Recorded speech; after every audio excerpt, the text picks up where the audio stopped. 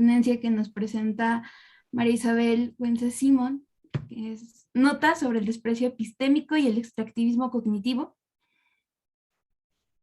Creo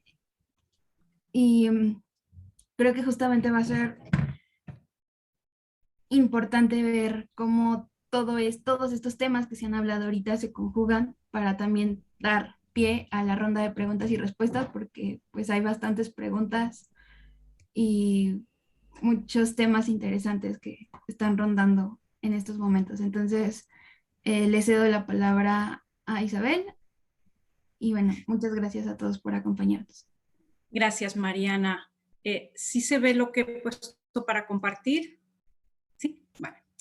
Bien, bueno, pues antes de empezar mi intervención quiero aprovechar un minuto y decir dos cositas. La primera es agradecer a Mario Ruiz, ¿no?, su invitación para participar en los seminarios previos y en este coloquio. Para mí participar aquí ha significado la posibilidad de escuchar y aprender sobre temas a los que me he acercado hace relativamente poco tiempo. Y también me ha permitido volver de alguna manera a la UNAM, a la que considero mi alma mater, ¿no?, y en la que vuelvo a constatar que existe un nivel muy alto de formación, de investigación y de debate. Mario fue compañero mío de aventuras estudiantiles hace mucho tiempo ya, lo que habla de nuestra edad. Y reencontrarme con él tras unos lustros y en estas condiciones, pues para mí ha sido todo un lujo. Así que si alguna cosa buena ha traído la pandemia, ha sido esta posibilidad de poder estar en varios sitios a la vez. Así que gracias, Mario, por la invitación y por compartir este espacio. Y la segunda advertencia que quiero hacer es que tiene que ver con la forma de aproximarme al tema que les voy a presentar. Yo no soy historiadora, aquí estoy rodeada de historiadores y de filósofos, y por tanto no será esa vía la que oriente mi intervención. Yo mi investigación la realizo bajo el paraguas de la teoría política y de la historia de las ideas políticas. Y así es, y ese será el eje que voy a seguir en lo que os voy a compartir.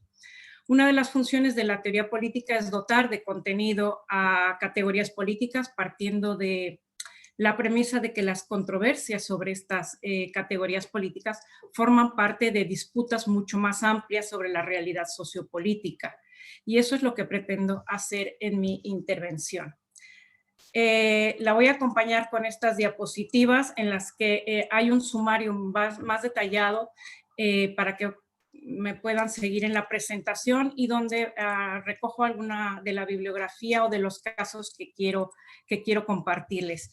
También es importante decir que me voy a ubicar en la época actual, en la época contemporánea, aunque pueda hacer algunas referencias al pasado. Bueno, voy a dividir la intervención en tres partes. Voy a ponerme el cronómetro para no pasarme del tiempo. Las tres partes son el marco de reflexión en el que desarrollo esta propuesta o estas ideas que traigo.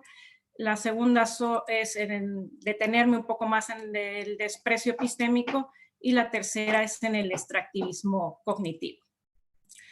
El marco que uso entonces para reflexionar sobre el desprecio epistémico y el extractivismo cognitivo es el del colonialismo.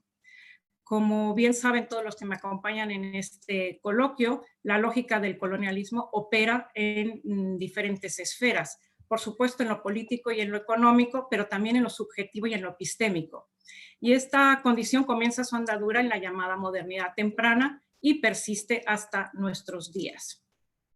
La hegemonía política, el dominio económico y la imposición cultural van de la mano del control del conocimiento. Decía entonces que el colonialismo, como nos ha dicho Silvia Rivera Cusicanqui, se encuentra inserto en estructuras y gramáticas que subyacen a multitud de estratificaciones, exclusiones y gramáticas que se reflejan, entre otros, en el desprecio epistémico y en el extractivismo cognitivo. Ambas, estas dos, son formas de violencia y de dominación que aquejan fuertemente a muchos individuos y a sus comunidades, no solo por los desequilibrios sociales y las injusticias económicas que engendran, sino porque además contribuyen al mantenimiento de estructuras que reproducen sistemas de privilegio, donde algunos obtienen ventajas ilegítimas, generan formas de exclusión y abusos de poder, fomentan prácticas de impunidad también. Todo este daño epistémico, en gran medida imperceptible incluso para las propias víctimas, tiene consecuencias sociales y políticas a grandes dimensiones. Como bien afirma José Medina en su libro Epistemologías de la Resistencia, el poder y la dominación pueden dañar de manera estructural las posiciones epistémicas de colectivos sociales y diversas comunidades. Para entrar en materia, voy a seguir 3 enfoques expositivos del término colonizar, siguiendo a Dan Wood en su trabajo Descolonizar el conocimiento, una mise en place epistemográfica. Por un lado, nos dice Dan Wood, el término colonizar entraña acústicas de poder y ese poder implica escenarios de fuerza y dominación. Colonizar, por ende, significa dominar mediante el uso de la fuerza.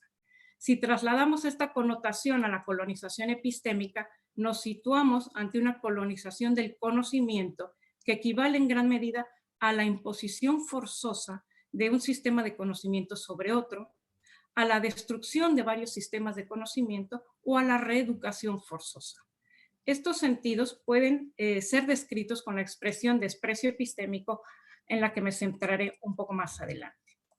Por otro lado, el vocablo colonizar alude, de acuerdo con Michel Foucault, a un tipo específico de poder disciplinario. Esta aproximación no concibe al poder como potencia, sino que se sustenta en una concepción relacional y se caracteriza por ser forjadora de aparatos de saber y de maquinarias de conocimiento. Su horizonte teórico se dirige a las llamadas ciencias humanas. De acuerdo con Foucault, este tipo de poder, orientado a la vigilancia y al adiestramiento, comienza lentamente a eliminar, especialmente en los siglos XVII y XVIII, el dominio del poder soberano incapaz de regir las esferas económica y política de una sociedad que había entrado en una fase de expansión demográfica y de industrialización. Por ello, señala el filósofo francés, se hace necesaria la disciplina, ya que es imprescindible manipular al cuerpo como un conjunto de fuerzas que hay que hacer útiles y dóciles a la vez. Este uso también tiene un reflejo en el desprecio epistémico. Finalmente, colonizar denota expropiación. De acuerdo con esta acepción, la colonización consiste en desplazar las relaciones de propiedad. El colonizador expropia algo, mucho o todo, al colonizado. Si trasladamos esta connotación a la colonización epistémica, la variación semántica de colonización se refiere a que quienes fueron o son ahora colonizados poseen cierto conocimiento o conjunto de información que se apropió el colonizador. Este sentido coincide con lo que otros autores han acuñado como extractivismo cognitivo y que aludiré más adelante. Entro al tema del desprecio. Voy a avanzar en las diapositivas aquí. Dice el uruguayo Eduardo Galeano que nos han impuesto el desprecio como costumbre y ahora nos venden el desprecio como destino. ¿Pero qué significa realmente el desprecio? Mi aproximación se hará desde 2 perspectivas. La primera observa el desprecio en tanto emoción. Aquí pongo el acento en 2 enfoques. Por un lado el neurobiológico y por el otro el sociocultural. Y también puede haber una perspectiva que observa el desprecio desde una mirada filosófica y sociológica. Y ambas se encuentran presentes en el desprecio epistémico. El desprecio en tanto emoción o sentimiento tiene un carácter negativo y evaluativo, dado que si aprecio otorgo reconocimiento y si desprecio experimento aversión a algo. Cuando lo siento, niego interés, valor o dignidad a algo o a alguien, y con ello se desencadena una actitud de alejamiento o rechazo, desdén o displicencia. Pero el desprecio no solo está dirigido hacia los demás, también es una emoción que puede reflejarse hacia uno mismo, lo que supone una disminución de la autoestima, un deterioro de la capacidad de autorregulación y una pérdida de autoconfianza, como bien lo denunciara el bengalí Ashish Nandi en su libro El enemigo íntimo, pérdida y recuperación del yo bajo el colonialismo, por cierto, de reciente traducción al español. Ahora bien, el desprecio no solo tiene una connotación natural definida por una esencia neurobiológica que determina su experiencia subjetiva y su comportamiento moral, sino que además tiene una proyección sociocultural. El enfoque sociocultural subraya que los procesos de formación y regulación de las emociones se llevan a cabo en contextos de interacción social. No son, por tanto, meras expresiones individuales, sino que son moldeadas por las interacciones sociales e influidas y condicionadas por los contextos culturales. De ello se deriva, además, que se debe tener en cuenta los contextos socioculturales para cuando se estudia cuestiones como la colonización, la explotación, la dominación y el racismo, donde la emotividad juega un papel central y que muchas veces esta emotividad es desatendida. Desde una perspectiva filosófica y sociológica, el desprecio encuentra un lugar destacado en el filósofo Axel Honneth, quien en sus estudios sobre el reconocimiento analiza sus negaciones, manifestaciones que expresa con nociones como desintegración, desgarramiento, patología, cosificación o desprecio. Honneth encontrará en los sentimientos de desprecio o de no reconocimiento su punto de partida y en aquello a lo que esos sentimientos se dirigen su parámetro normativo, esto es, la irracionalidad de la sociedad moderna capitalista, que, de acuerdo con su teoría, restringe las garantías de los proyectos de autorrealización personal que se encuentran implícitas en su propia estructura social. No tengo tiempo de detenerme en explicar la construcción teórica de Honneth, solo mencionaré las tres formas de desprecio que él desarrolla. La primera consiste en la humillación, en experimentar maltrato corporal, la segunda en la exclusión de derechos y la última modalidad de desprecio se refiere a la desvalorización de modos de vida individuales o colectivos. Se constituye una jerarquía social de valores con base en la cual se escalonan formas singulares de vida y modos de convicción como menos válidos o que presentan insuficiencias, y luego se sustrae a los sujetos concernidos toda posibilidad de atribuir un valor social a sus propias capacidades. La experiencia de la desvalorización trae como consecuencia una dificultad para otorgar un significado positivo a la vida dentro de la comunidad, una pérdida de la autoestima personal, una degradación de las capacidades y una infravaloración cultural. Las dos perspectivas mencionadas, la emotiva y la filosófica, se reflejan en desprecio epistémico, como señalaré a continuación. Lo que haré será enlazar en los dos enfoques del término colonizar que vimos anteriormente, acústicas de poder y poder disciplinario, a las dos perspectivas mencionadas sobre el desprecio. El filósofo colombiano Santiago Castro Gómez señala que el conocimiento científico técnico, especialmente el brindado por las ciencias sociales, ha coadyuvado a la consolidación del colonialismo. Los saberes eurocéntricos legitiman la misión civilizadora, considerada superior, a través de múltiples discursos y prácticas llevadas a cabo a lo largo de la historia: evangelización, civilización, modernización, desarrollo, globalización. Y esta construcción instala un patrón de referencia que se considera superior y universal, y con base en este carácter universal de los saberes científicos se ha ocultado, negado, subordinado, en suma, despreciado, experiencias y expresiones culturales que no encajan con lo que Edgardo Lander llama ese deber ser que fundamenta a las ciencias sociales.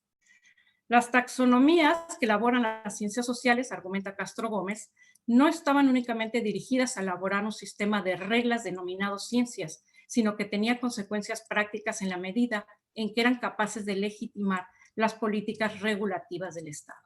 En consecuencia, bajo el marco del imperativo jurídico-político de la modernización y de una serie de normas definidas y legitimadas como conocimiento, el Estado crea políticas e instituciones ancladas en sistemas de carácter disciplinario, como son las escuelas, las constituciones, los marcos jurídicos, las instituciones políticas, que imponen y o destruyen sistemas de conocimiento y mediante diversas estrategias distorsionan, podríamos decir que inculcan desprecio a ciertas prácticas y buscan reeducar a los individuos. Como no tengo tiempo de explayarme, solo mencionaré algunos ejemplos, aunque por supuesto en este coloquio hay sobradas muestras de lo que acabo de decir, pero podemos después debatir sobre ello. Voy a regresar a aquí. Mencionaré primero el desprecio epistémico que se manifiesta mediante las acústicas de poder y sus escenarios de dominación. Y para ello podemos mencionar, me vuelvo a mover un poco, en relación a la imposición forzosa de un sistema de conocimiento sobre otro, por ejemplo, voy a mencionar algunos casos o ejemplos. La noción de territorio de muchos pueblos indígenas en el marco del derecho internacional de los derechos humanos.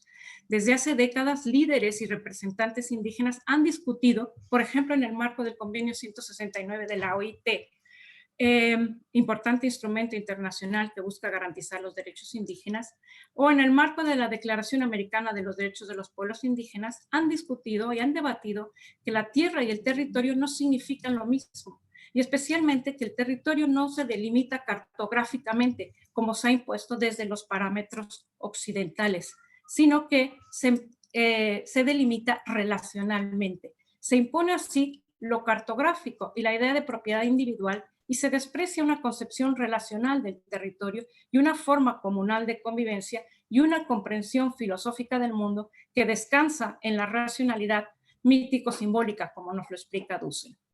También cabría poner como ejemplo aquí la imposición de un modelo de regulación jurídica en detrimento de un derecho indígena, tal y como han trabajado el indígena chinanteco Pedro Galzón o la maya cachiquel Aura Cumes. En relación a la destrucción de varios sistemas de conocimiento, que sería el segundo punto, podemos mencionar el desprecio y no reconocimiento, por ejemplo, del lenguaje oral. Dice Lisa Loncón, que es mapuche y actual presidenta de la Convención Constitucional de Chile, que si no hay una ley general de derechos lingüísticos de los pueblos indígenas, dice ella, nos silencian como cultura. Esta faceta implica invisibilización y, por tanto, desprecio. A este proceso, Boaventura de Sousa Santos lo ha bautizado como epistemicidio. Y en relación al desprecio mediante la distorsión y la reeducación forzosa, podemos mencionar el potente armazón del liberalismo como metanarrativa.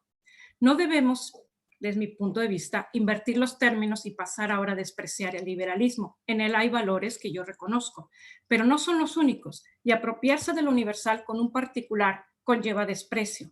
Un pensador que se ha ocupado de denunciar los localismos globalizados o el enfoque parroquial con configuración de universalidad es Dipesh Chakrabarty. En segundo lugar,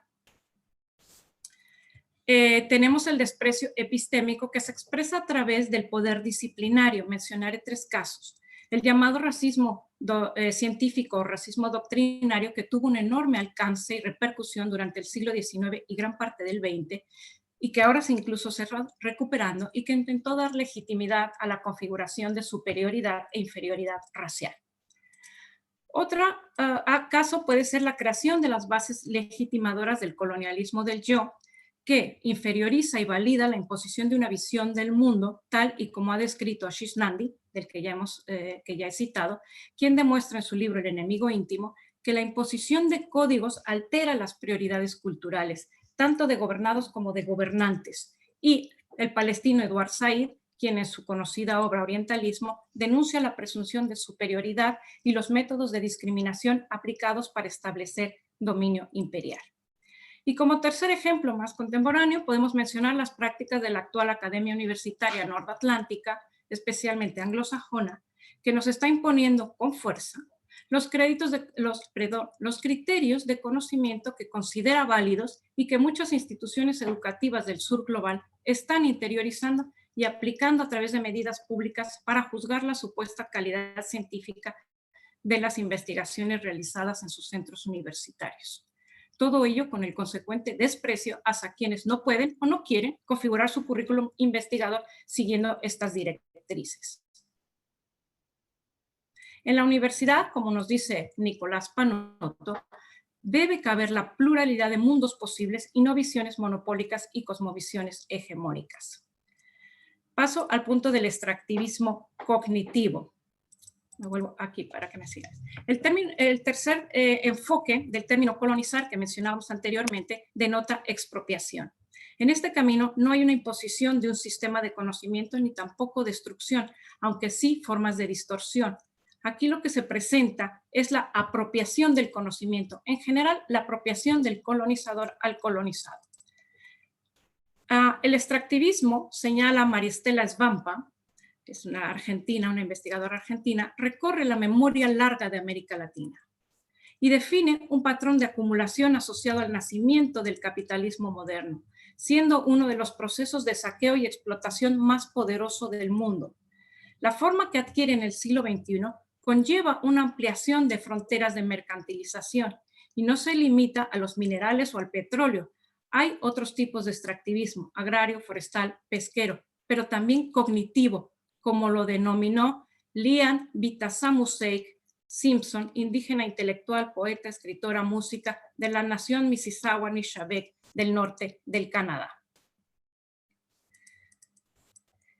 En los procesos de extractivismo cognitivo, los saberes de los otros, los invisibles, son conocidos, se extraen y explotan para beneficios particulares, sin reconocer ni otorgar crédito a quienes los forjan, conciben o moldean, mucho menos derechos, y se emplean sin importar las consecuencias destructivas que esta práctica extractiva pueda generar en otros seres, en el incremento de la injusticia o de otras manifestaciones.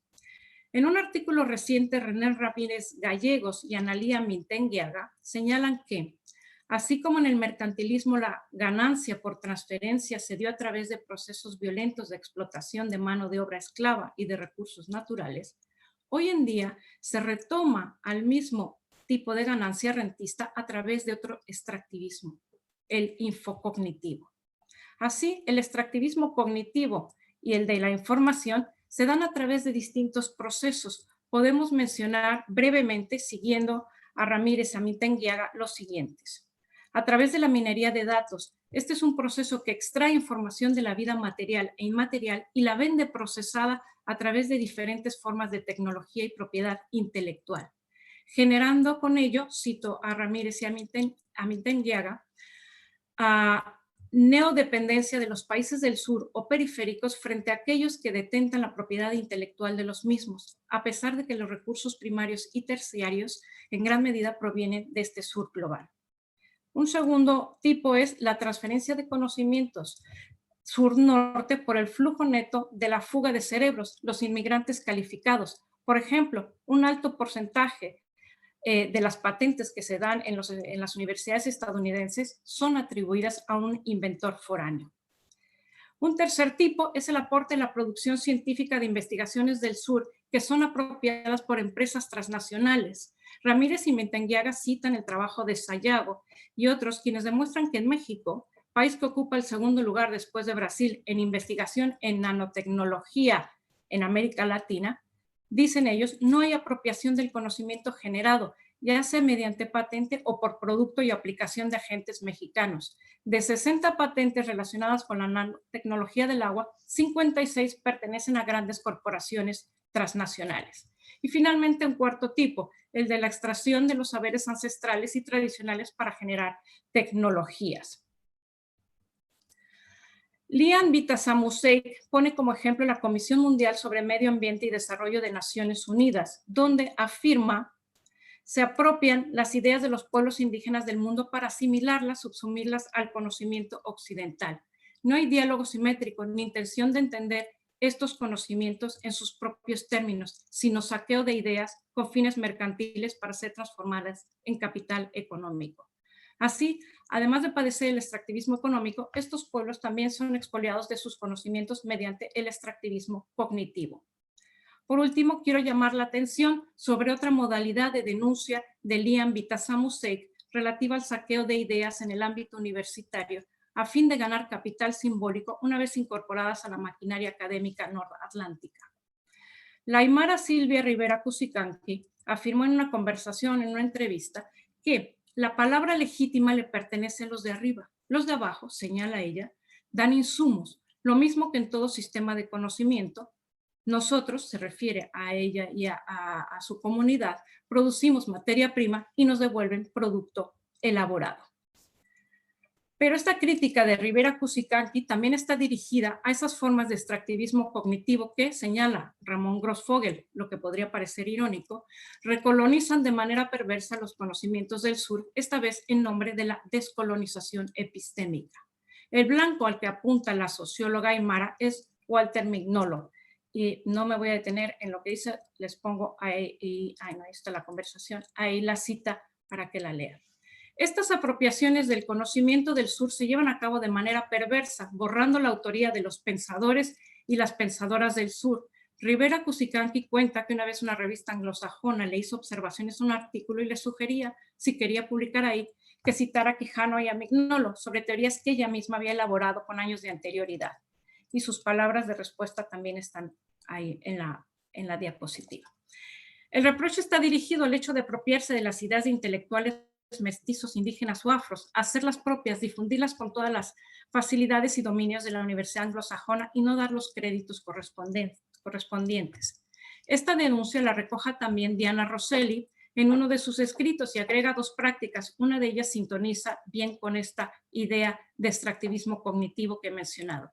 Dice Diana: hay una apropiación de ideas ajenas en las que se ahorran la referencia explícita a los autores y discusiones locales, ya sea por una deliberada rapacidad o por el sincero desconocimiento de las escuelas latinoamericanas. Ahora bien, el problema de fondo es que este tipo de apropiación extractivista no solo descontextualiza y despolitiza el conocimiento, sino que se acompaña de desprecio epistémico al desestimar y o inferiorizar los conocimientos de indígenas, mestizos y afros del sur global. Concluyo. Como bien afirma Luis Claros, toda disputa por la significación del mundo es una lucha política y la epistemología, en la medida en que encuentra su razón de ser en la crítica de las diferentes formas de significar el mundo, es parte de esa lucha política. Para cerrar diré o recordaré que el desprecio epistémico y el extractivismo cognitivo producen exclusión y daño.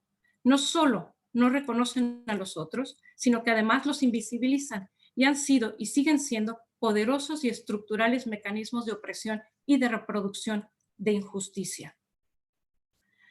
Pero frente a ello hay algunas esperanzas, entre otras razones por las dos siguientes. Dice Honneth, a quien ya hemos mencionado, que el desprecio motiva al sujeto a formar parte de una lucha práctica, a impulsar acciones de resistencia. El conflicto social, nos dice, encuentra sus raíces en gran medida en el desprecio que sienten los agraviados.